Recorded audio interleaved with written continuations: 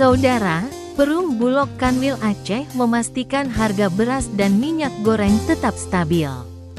Meski terjadi isu krisis biji plastik, dampaknya belum terasa pada biaya kemasan produk.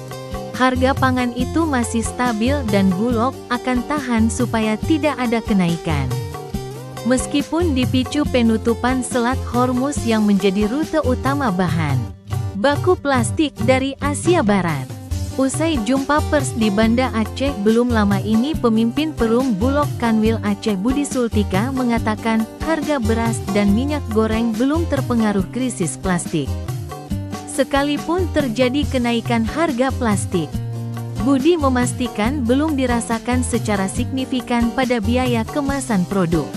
Dikatakan kebijakan tersebut sejalan dengan arahan Presiden Prabowo Subianto yang tidak ingin terjadi kenaikan harga beras termasuk minyak kita demi menjaga daya beli masyarakat dan mengendalikan inflasi di Aceh. Budi Sultika berharap persoalan terkait plastik bisa segera diselesaikan. Jikalau berlangsung lama, akan berdampak juga pada distribusi pangan. Material Bulog dari mulai kemasan, terus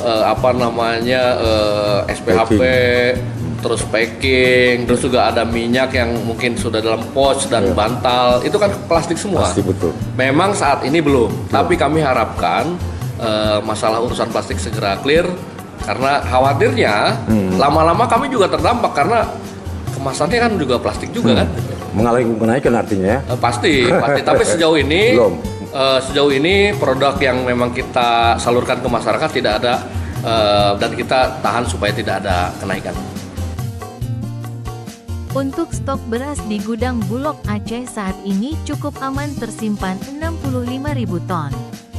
Sebagaimana diketahui menurut Budi Sultika, harga eceran tertinggi beras SPHP Rp13.100 per kilogram dan minyak kita Rp15.700 per liter.